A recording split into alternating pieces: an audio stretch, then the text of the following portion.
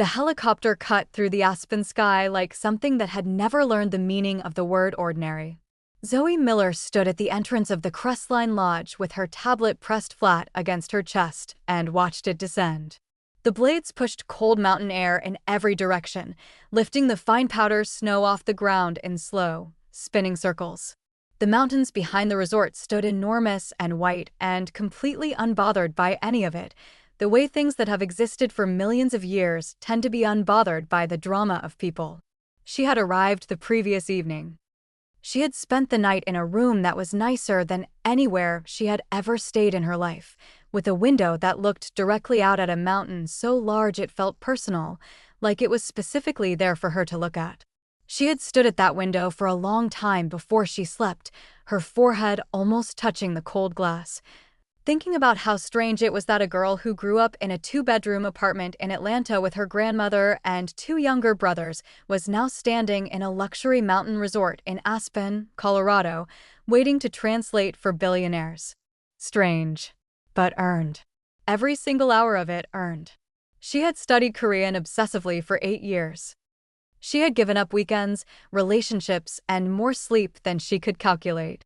She had sat in libraries while her friends were at parties. She had practiced pronunciation alone in her apartment until her neighbors probably thought she was having conversations with ghosts. She had graduated at the top of her program and built a professional reputation that was quiet and solid and completely real. And now she was here. Her job was simple. Translate speeches, panels, and formal presentations at a 5-day executive leadership retreat for some of the most powerful young businessmen in the world. Be professional. Be accurate. Be invisible. She was good at all three. The helicopter door opened. The first man who stepped out wore a charcoal wool coat. He moved across the snow-covered landing pad with the slow, deliberate pace of someone who had never needed to hurry because the world had always been willing to wait for him. His face was sharp and composed, almost architectural in its precision. He looked around the mountain landscape once, assessed it the way someone assesses a business proposal, and gave a small nod of approval. Choi Hyun-woo, 25 years old, chairman of Korea's largest construction group. The briefing document had described him as highly strategic and composed under pressure. Looking at him now, Zoe thought that was the professional way of saying he was the kind of man who could smile at you while deciding something cold. The second man stepped out laughing. The sound of it bounced off the mountains and came back softer. He clapped the nearest resort staff member on the shoulder with the easy warmth of someone who had mastered the art of making strangers feel like friends within 30 seconds. His sunglasses were designer. His smile was enormous. He carried himself like a man who had never walked into a room he didn't immediately own. Lee Jae-hyun, 26. Owner of Korea's largest logistics company. Funny in public. The briefing document had been careful with its language. Zoe had read between the lines carefully. Men who are always performing in public usually have a very different face for the rooms where no one is watching. She filed that away. The third man stepped out last. He was quieter than the other two. Not smaller, not less significant, just quieter in a way that felt internal rather than physical. He wore a simple black turtleneck under an open coat, and he was carrying his own bag, which sent one of the resort's immaculately uniformed staff members rushing forward in a small, polite panic. He smiled and handed the bag over without any ceremony, like a person who genuinely did not understand why anyone would make a fuss about it. He looked up at the mountains.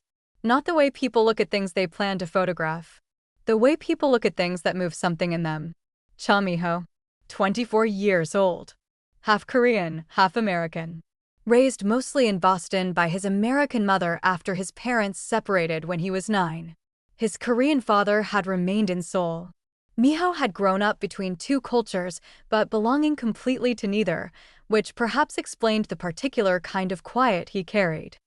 His company, Crestmark Hospitality, had just been named America's fastest-growing luxury hotel brand for the second consecutive year.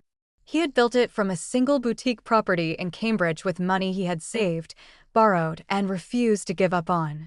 The briefing document noted that he spoke fluent English and had limited Korean language ability. His two Korean friends communicated with him primarily in English, and any Korean language requirements during the retreat would be handled through Zoe's interpretation services. She had read that line without giving it a second thought on the flight from New York. By the end of the week, it would be the most important sentence in the entire document. The first 2 days were beautiful and uncomplicated. Morning panels on global leadership and cross-border investment. Afternoon golf on the resort's private course, where the fairways were surrounded by mountains that made the whole thing feel slightly unreal. Wine tastings in the West Lounge, where people stood at tall windows with glasses in their hands and went quiet mid-sentence because the view outside kept interrupting everything. Long gala dinners where courses arrived slowly and conversations were polished and careful and designed to impress. Zoe sat in her interpreter's chair and did her work. She was good at disappearing. It was genuinely one of her greatest professional skills.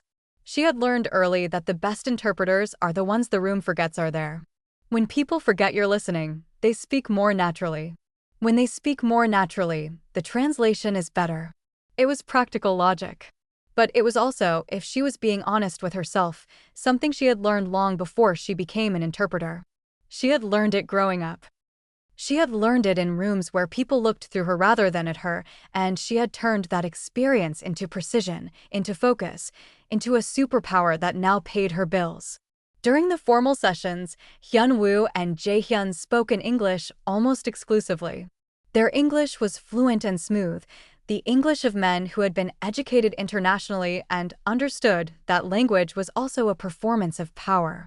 Occasionally, they would exchange a quick phrase in Korean between themselves, but always briefly, always with a glance in Zoe's direction first, and always switching back to English before anything significant needed translating. She noticed the glances. She noticed that they were specifically for her. She kept her face completely neutral. Miho moved through those first 2 days with a quality that she noticed and tried not to notice, and then gave up pretending she wasn't noticing. He asked questions in sessions that cut through the surface of things. He had a particular way of listening that felt different from the way most powerful people listened, which was usually with one ear while they prepared what they were about to say. He actually listened. His whole face was in it. During the afternoon golf session on the second day, she saw him stop and spend several minutes helping a younger retreat attendee correct her swing, not because anyone asked him to and not because he wanted to be seen doing it, just because he noticed she was struggling and it seemed natural to him to help. The woman laughed. He laughed. It was one of those moments that doesn't belong in a luxury retreat brochure because it's too real for that. Zoe looked away quickly and focused on her tablet. She was not there to observe him. She was there to translate. She told herself this several times. On the evening of the second day, there was a private helicopter tour over the mountains for the 3 billionaires and 2 senior executives. Zoe spent the evening alone in the resort library with her session documents and a bowl of soup that she ate slowly while the fire in the corner of the room made soft sounds and the mountains outside the window turned from gold to dark purple to black. She thought about her grandmother. Her grandmother, who had raised her and her brothers on a teacher's salary and sheer stubborn determination, who had driven her to the library every single Saturday morning for 12 years, who had said once, quietly and without drama, "Baby, the world will always try to tell you what you can't do. Your job is to outlearn the lie." Zoe sat in that library in Aspen, Colorado, in a resort she could not have afforded to stay in for a single night on her own, and felt the full specific weight of how far she had come. Then she finished her soup and went back to reviewing her documents. The third day was the day everything changed. She didn't know it yet when she woke up. She didn't know it during the morning session. She found out on a trail behind the resort. She had the afternoon free. The 3 billionaires were scheduled for a skiing activity. Her services weren't required on the slopes. She put on her warmest coat, the long black one her mother had given her 2 Christmases ago, and walked the outer trail alone because she needed air and space, and something that wasn't air-conditioned and arranged. The trail curved through pine trees that smelled incredible and opened onto a wide overlook platform with a view of the valley that stopped her completely. She stood there and forgot for a few minutes, that she had anything to worry about or think about or be. She was just a person standing on a mountain looking at something beautiful. She heard footsteps behind her. Miho was 20 feet back on the trail, hands in his coat pockets, also looking at the valley. He glanced over when she moved. "I'm sorry," he said immediately. His voice was genuine, not performative. "I didn't mean to interrupt.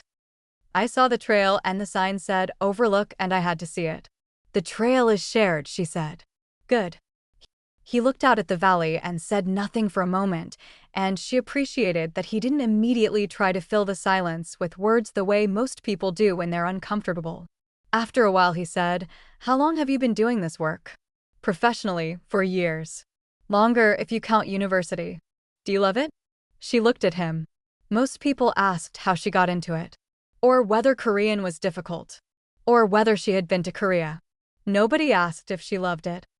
The question was so direct and so human that it caught her slightly off guard. "Yes," she said honestly. "Languages carry whole worlds inside them. When I translate something, I'm not just converting words from one container to another. I'm trying to carry an entire way of seeing from one person's mind into another person's mind without losing what makes it true. That matters to me." He was quiet for a moment. "That's a real answer," he said. "You asked a real question." Something shifted at the corner of his mouth. Almost a smile. "Most people give me the resume version," he said. "I left my resume in my room." He did smile then, briefly and fully, and it was the kind of smile that changed his whole face in a way she wasn't prepared for. She turned back toward the lodge before she could react to it properly. "Enjoy the view," she said. She walked back, without looking behind her. But she was aware, with complete and inconvenient precision, of exactly where he was standing until the trail curved and the pine trees came between them. The gala dinner that evening was extraordinary.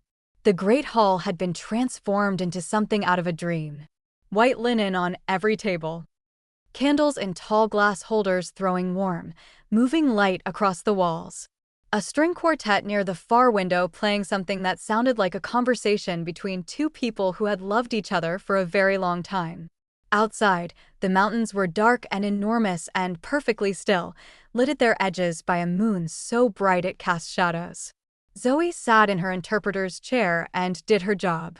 The speeches were long and considered and full of the careful language that powerful people use when they are being recorded. Hyunwoo spoke about the future of coastal resort development with the smooth, confident fluency of someone who had rehearsed not appearing to rehearse. Jaehyun made the room laugh twice, and then pivoted to a serious point with the ease of a man who understood that humor was just another form of control. Miho spoke last. He spoke briefly. He said that the only things worth building were things built to last, not things built to look impressive from the outside. He said it simply, without decoration. The room responded to it differently than it had responded to the other speeches. Zoe translated everything. She kept her voice level. At 9:45 p.m. the formal program ended and the evening moved into its relaxed final phase. Drinks in the main lounge. The string quartet shifting to something softer. People dispersing into comfortable clusters of conversation. Zoe handed her earpiece to the event coordinator and was formally released from duty. She should have gone to her room. She has turned this moment over in her mind many times since.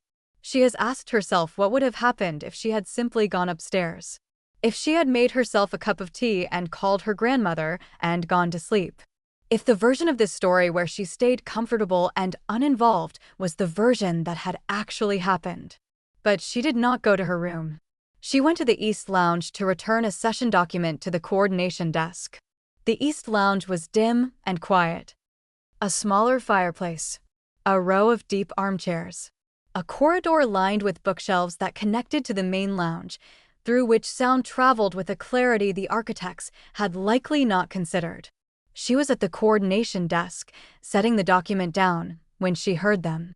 3 voices. The fire crackling. The soft percussion of glasses. And then Korean. Not formal Korean. Not careful, public-facing Korean. This was the Korean of men who believed they were alone. Relaxed and fluid and completely unguarded. She went completely still. She told herself to leave. She told herself clearly and professionally and with full awareness of what she was doing. And then she heard Miho's name. When Miho signs, her hand, which had been reaching for the door handle, dropped to her side. Hyunwoo's voice was low and even. He was not excited. He was never excited. That steadiness, she would think later, was the most frightening thing about him.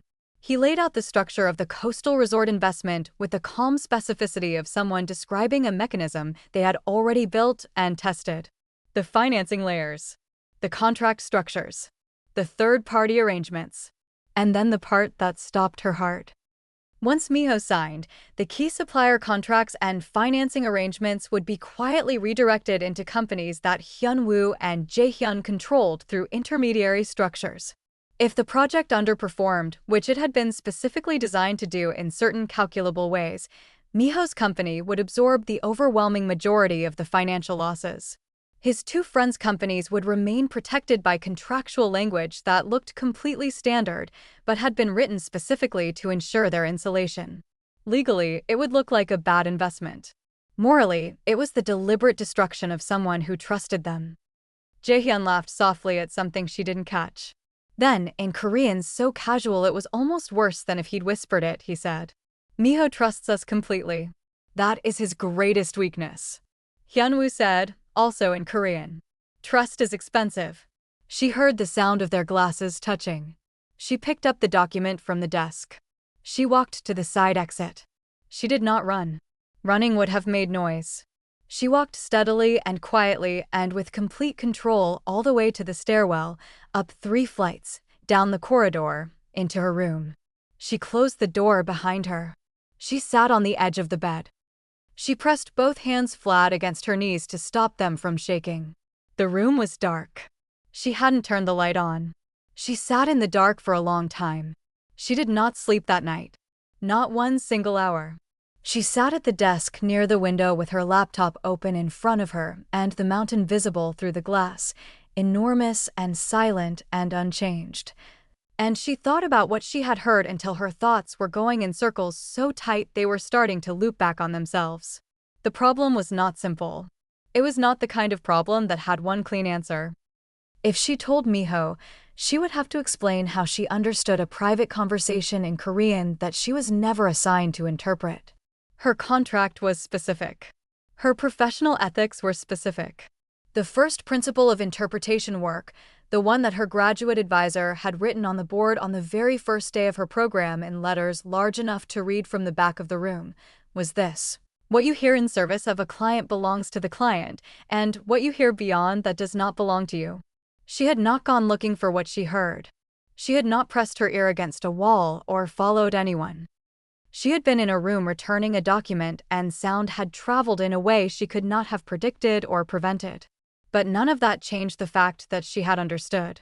And if she admitted she understood, she was admitting that her professional profile, which described her Korean proficiency in deliberately understated terms because full disclosure sometimes made clients nervous, was misleading. She was admitting that she had stood in that corridor and listened long enough to understand the full scope of what was being said. She was opening herself to questions she did not have clean answers to. In a professional world that was small and interconnected and had very little patience for ambiguity, that could cost her everything. But if she said nothing, a man she did not know and had no formal obligation to would walk into a room at 3 o'clock on the final day of this retreat and sign his name to a document that had been designed to take everything from him. His company, his reputation, the thing he had built with his own hands from nothing. She thought about the trail behind the resort. The way he had looked at the mountains like they were something real. The way he had listened when she spoke. The way he had asked if she loved her work like it was an important question rather than small talk.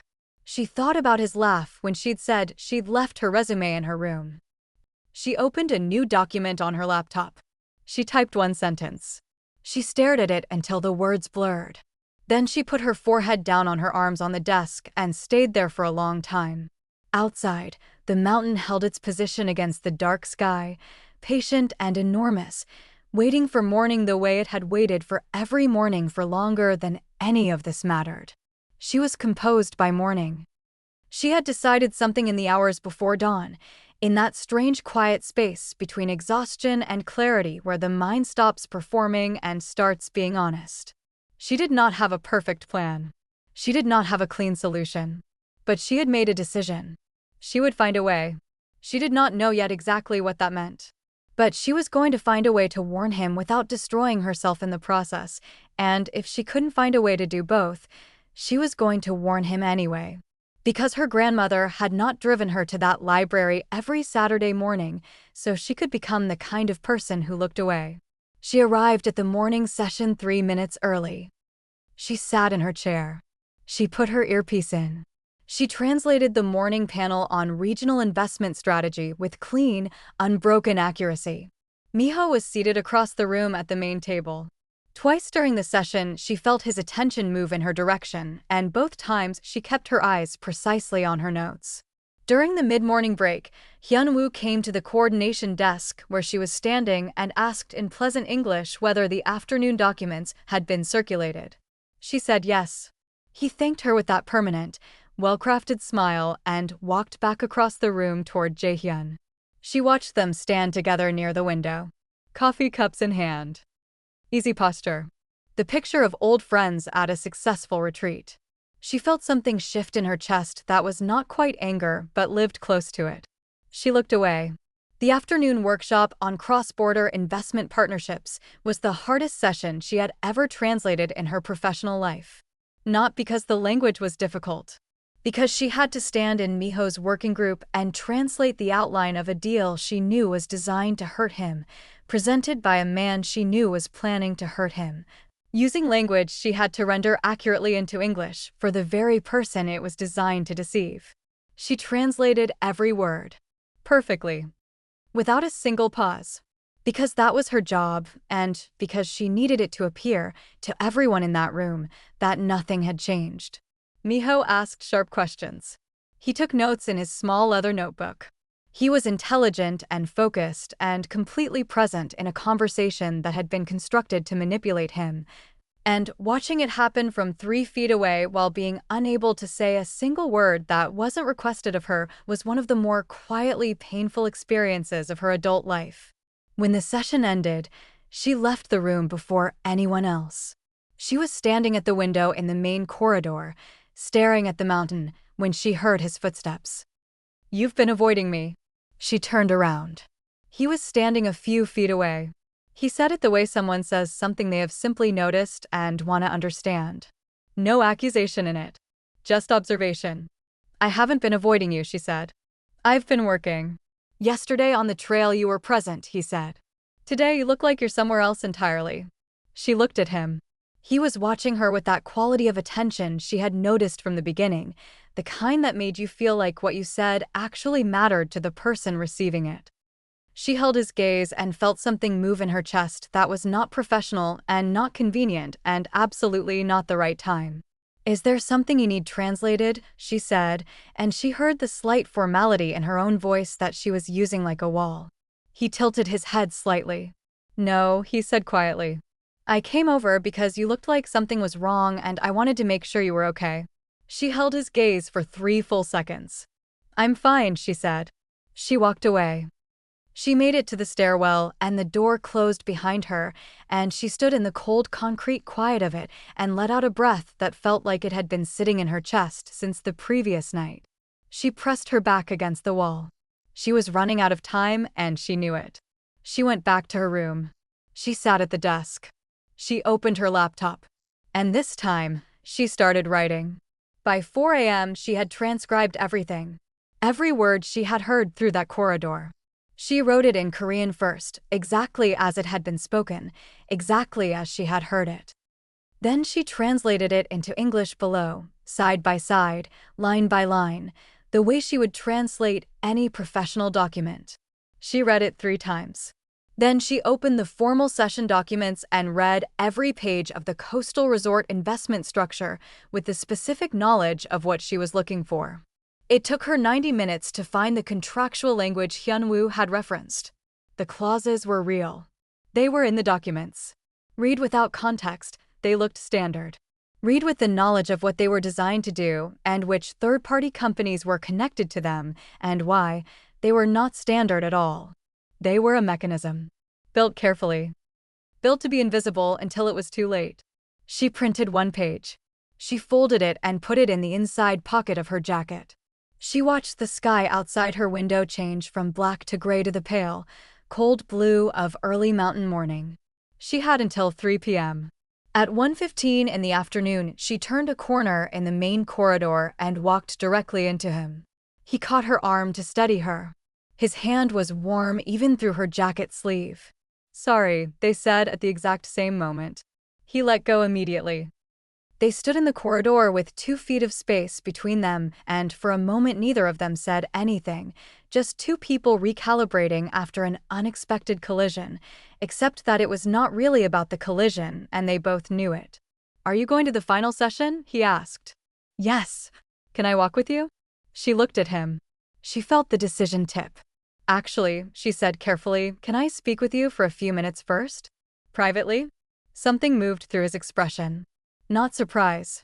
Something more like recognition, as if he had been waiting for this and hadn't known he was waiting. "Yes," he said. "Of course." The reading room off the main corridor was empty and quiet. She closed the door. He stood near the window with his hands in his pockets, and he gave her space the way people give space to someone who is about to say something that costs them something. Like he already understood that whatever she was about to do was not easy for her. She stood near the door. She took a breath that was steadier than she felt. "I need to tell you something," she said. "And I need you to understand before I say it that telling you this is professionally complicated for me. That I have thought about it for 2 nights without sleeping. That I am aware of exactly what it could mean for my career. And that I am telling you anyway because I cannot not tell you and still be the person I was raised to be." He was completely still. She told him. She told him everything. She told him about returning the document. About the corridor. About stopping when she heard his name. She told him what Hyunwoo had said about the contract structures and the third-party companies and the financial exposure design. She told him what Jae-hyun had said about his trust being his greatest weakness. She told him the exact Korean phrases used, and then she translated them, slowly and precisely, so that nothing was softened or reinterpreted or made easier than it actually was. She kept her voice steady throughout. When she finished, the room held a silence that felt like something physical. Miho had not moved. His face was composed, but she could see, if she looked carefully, the exact moment when the full weight of what she had said arrived. It did not break his composure. It moved through it. The way deep cold moves through a coat that was not made for it. After a long moment he said, very quietly, "How did you understand the conversation?" She held his gaze. "My Korean," she said, "is significantly more advanced than my contract description reflects." He absorbed this. "How fluent?" he asked. "Near native," she said. "For the past 4 years." Something shifted in his face. "Complex and private and not easy to name." "Why did you understate it on the contract?" he asked. "Because full disclosure sometimes makes clients uncomfortable," she said. "Some people behave differently when they know the interpreter in the room understands everything. It affects the quality of the sessions." He nodded slowly. He understood the logic. She could see him understanding it. Another silence. Then he asked the question she had not expected. He did not ask why she hadn't told him sooner. He did not express frustration at the days that had passed while she was deciding. He did not make her feel the weight of what she had withheld, even though he would have been completely within his rights to. Instead, he asked, "How long have you been trying to figure out how to save me?" Her throat tightened. The question was so precise. So exactly what the last 2 days had been, that hearing it said out loud by the person it was about did something to her composure that 2 sleepless nights of private distress had not. "Since the night I heard it," she said. He looked at her for a long moment. Long enough that she had to work to hold it. Then he reached into his own jacket and took out a small notebook. He opened it. He wrote 2 words in it and tore the page out and handed it to her. It was a phone number with a name next to it. "My lead legal counsel in Boston," he said. "I need to call her in the next 30 minutes. Before I do, I need you to write down everything you told me, exactly as you told me, in both languages. Can you do that? Yes, she said. There is a business center on the second floor. It will be empty right now. She nodded. He moved toward the door. He stopped. He turned back. And in his face, in the full direct way he looked at her, was something that had nothing to do with business or contracts or legal strategy. Zoe, he said. She looked at him. I know what this cost you, he said. I know it cost you more than you let on. And I want you to know that I see that. Whatever happens from here, I see it. She did not trust her voice to do anything elegant, so she simply nodded. He opened the door and walked out. She stood in the reading room alone. She pressed her hand flat against the door he had just walked through and held it there for 3 seconds. Then she straightened her jacket and went to the business center.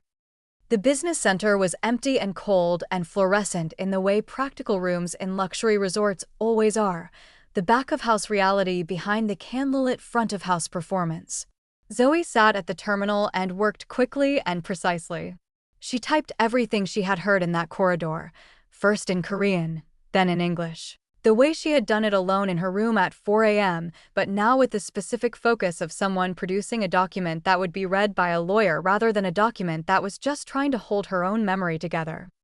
While she typed, she searched, as she had begun to do the previous night, through the public business registry databases she had access to through her professional subscription. The third-party companies Hyunwoo had referenced in the private conversation. She searched for them systematically. 2 appeared in a Korean business registry. Both registered within the previous 18 months. Both with layered ownership structures that pointed toward holding companies with addresses in jurisdictions known for a specific kind of corporate opacity. She printed one additional page.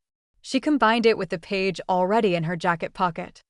She formatted the full document, labeled it, and sent it to the email address associated with the legal counsel's name Miho had written down. She looked at the time. 2:17 p.m. The final session began at 2. She was late. She closed everything, straightened her jacket, and walked quickly back toward the great hall. The room was already settled when she slipped into her interpreter's chair. Nobody looked at her directly. She was the interpreter. Nobody looked at the interpreter. Miho was at the main table. He glanced at her once, briefly, when she sat down. She gave a small, almost imperceptible nod. He looked away. The closing session was a structured final workshop on collaborative investment frameworks, which was, in the context of what Zoe now knew, an almost darkly ironic topic. Hyunwoo led a portion of it. He was excellent. He was always excellent. His presentation was clear and intelligent and built on a foundation of vocabulary about partnership and shared vision and mutual benefit. Zoe translated. Her voice did not shake. Not once. She translated every word of his presentation with the same precision she had brought to every session for 5 days, and if there was something happening in her chest that felt like controlled outrage, it did not reach her voice. It did not reach her face. It lived entirely inside her, and she kept it there because that was what the moment required. At 2:40, Miho's phone buzzed quietly on the table. He glanced at it. He excused himself with a brief, pleasant apology and stepped out.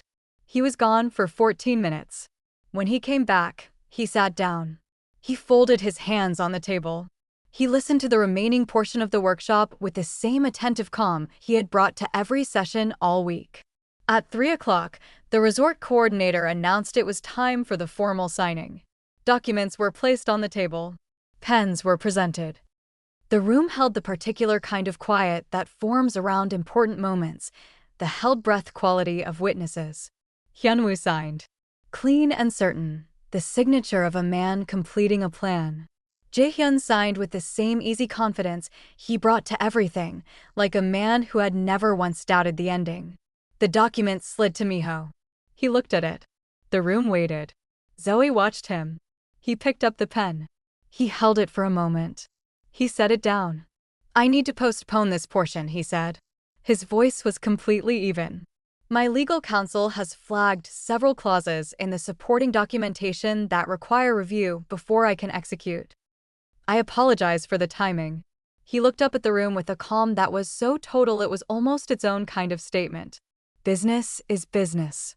These things happen. The silence that followed lasted perhaps 2 seconds. Jaehyun's smile remained in place, but something behind it rearranged itself. Something small and fast and gone before most people in the room could notice it.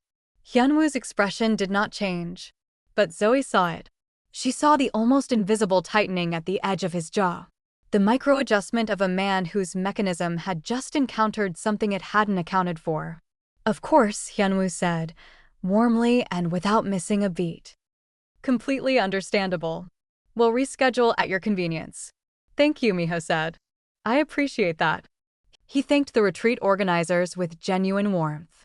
He spoke about the experience with specific and real appreciation that made the room relax back into farewell mode, the particular social relief of a ceremony that has ended without visible incident. As he moved toward the exit, he passed Zoe's chair. He slowed for exactly 1 second. She kept her eyes forward. But she heard him. Barely audible. Almost nothing. Thank you, he said. So quietly it was almost just breath. She did not respond. She did not need to. The retreat ended at 4 p.m. Bags appeared in the lobby. Handshakes happened. Helicopters were arranged. The Crestline Lodge moved into its efficient farewell mode with the practiced ease of a place that had hosted important moments and then sent the important people home many times before. Zoe submitted her final session documentation. She received her completion confirmation. She went upstairs. She packed her bag slowly and with more care than packing usually required, folding things that didn't need folding, refolding them, because her hands needed something to do while her mind processed everything that had just happened in the past 72 hours. She sat on the edge of the bed. The mountain outside the window was the same mountain that had been there when she arrived.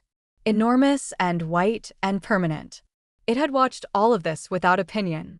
She thought about what it had cost to sit in that interpreter's chair and translate the words of men who were planning something cruel and not react and not reveal and not break. She thought about a girl in a 2-bedroom apartment in Atlanta who had decided, at 15 years old, to spend her Saturday mornings learning a language that nobody around her spoke because something in her recognized that languages were doors and she wanted as many doors as possible. Her phone buzzed. Unknown number. She opened the message. Your professionalism and your courage today were worth more to me than you know. My team will reach out about a formal consulting arrangement if you're open to it. Thank you for being the kind of person who doesn't look away. Miho. She read it twice. She sat with it for a moment. Then she put the phone in her bag, picked up her luggage, and walked out the door.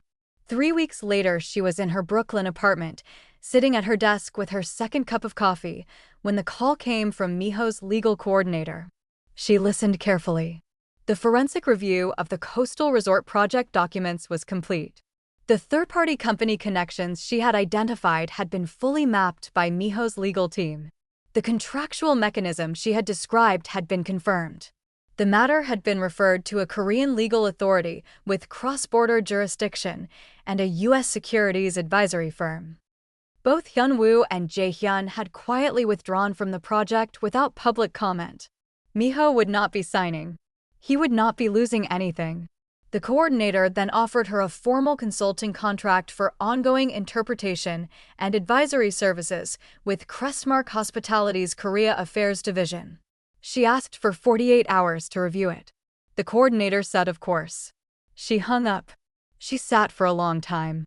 She thought about what it meant that a decision made in a corridor at 9:52 p.m. on a Wednesday night in Aspen, Colorado, had led here. That a moment where she could have simply walked out and gone upstairs and chosen the version of the story where she stayed safe and uninvolved had instead led to this phone call, this outcome, this completely different shape of what came next. She opened the contract documents. She started reading. She was on page 7 when she stopped. She went back 3 paragraphs and read them again. Slowly. There was a name in the background materials. An internal scheduling coordinator within Crestmark Hospitality. A mid-level employee who managed Miho's executive diary and travel logistics. This person had been included as a CC recipient on an external email chain 14 months ago. The email chain referenced something described as timeline coordination for a project that did not match any public Crestmark initiative. She cross-referenced the name against the business registry records she had pulled during the retreat. The name appeared in the ownership records of one of the third-party companies. She sat back in her chair. The cold that moved through her was not the Aspen mountain cold. This was different. This was the cold of understanding something that is worse than what you already knew. The retreat was not where the plan had started. The retreat was where the plan had been meant to end. Someone inside Miho's own company had been feeding information to his two friends for over a year. His travel schedule. His investment priorities. The specific areas where he was most interested in expanding. His limited Korean comprehension.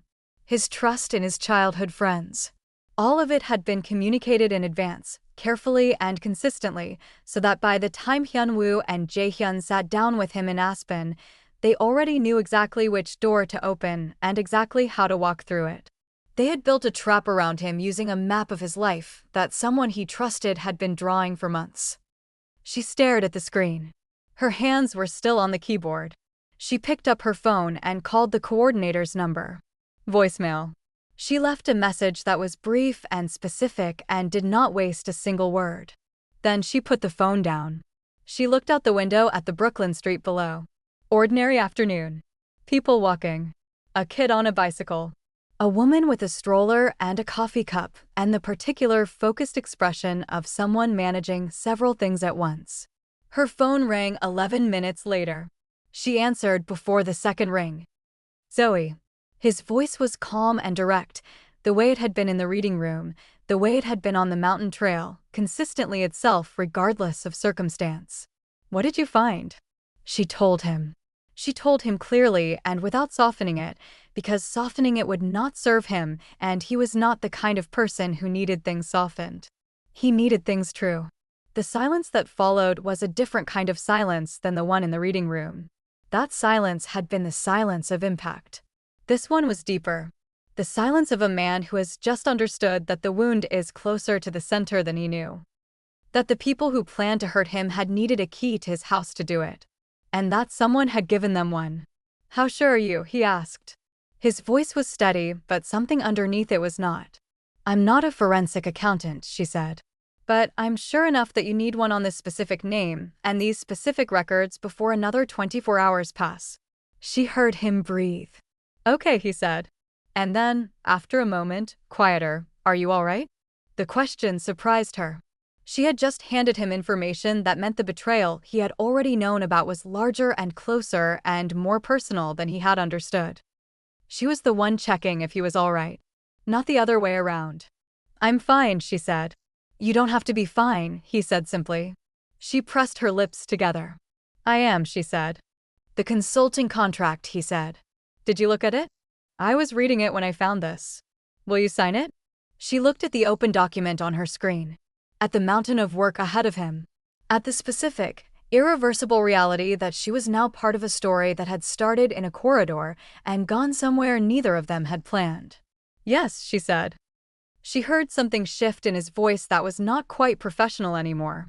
Good, he said quietly. Because I have a feeling I'm going to need someone around who understands more than people expect her to. Something pulled at the corner of her mouth. That's a reasonable thing to need, she said. Get some sleep, Zoe. You too. He ended the call. She sat in her chair in her Brooklyn apartment with the afternoon light coming through the window and the ordinary world continuing outside and the consulting contract open on her screen. She picked up her pen. She signed it.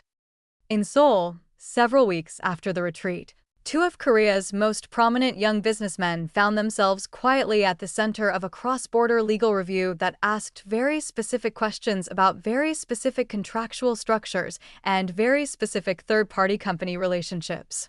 Neither made a public statement. Neither had to. At that level of wealth and influence, the machinery of consequence operates without announcements. It simply begins to move, and then it does not stop. In Boston, The internal scheduling coordinator, whose name appeared in the ownership records of a third-party company, was placed on administrative leave pending a full internal investigation. The investigation took 6 weeks. Its conclusions confirmed everything Zoe had found and went further, revealing 16 months of documented information transfer. The matter was referred for legal proceedings. Miho gave one interview about the retreat, months later, to a business publication that asked him about the experience. He said simply that it had reminded him that the most important resource in any business is not capital or connections. It is integrity. And that integrity, when you find it in someone, is worth more than any contract you will ever sign. The journalist asked who he was referring to. He smiled. He said, someone who didn't have to do the right thing, and did it anyway. In Brooklyn, Zoe Miller received a message from her grandmother on a Tuesday afternoon. Her grandmother, who was 71 years old and still taught reading comprehension at a community center on Saturday mornings, had somehow found the business publication interview. Zoe did not know how. Her grandmother's relationship with the internet was mysterious and inconsistent, but apparently effective. The message said only, "Baby, I always knew. Call me tonight."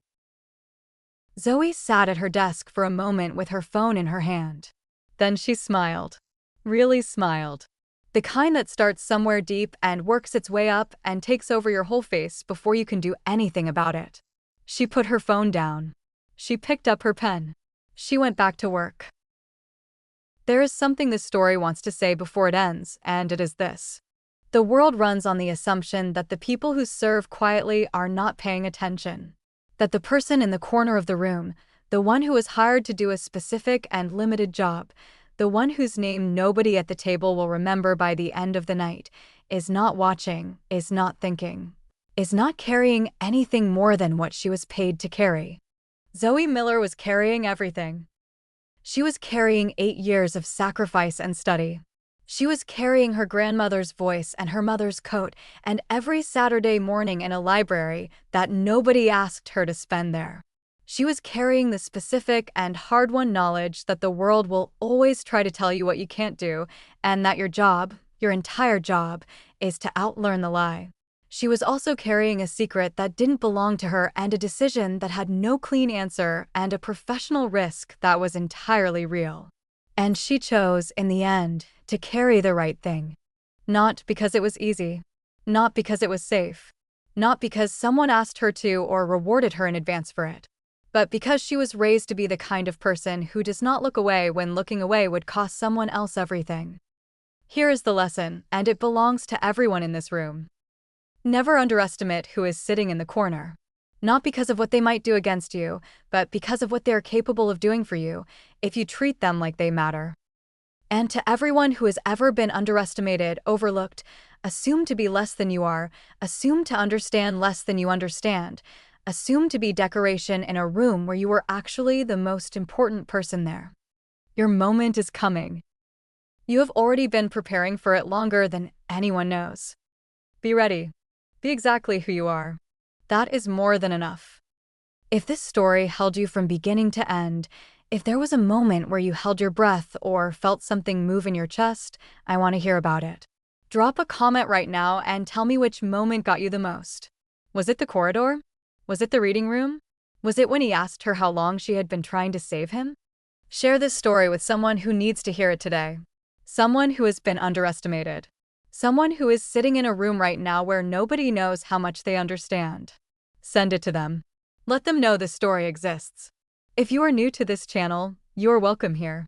Subscribe and turn on your notifications because the next story is already coming, and if this one kept you here until the last word, that one will do the same. This is an Afro Korean channel. We tell the stories they did not expect us to tell. We speak the languages they did not expect us to speak. And we are just getting started.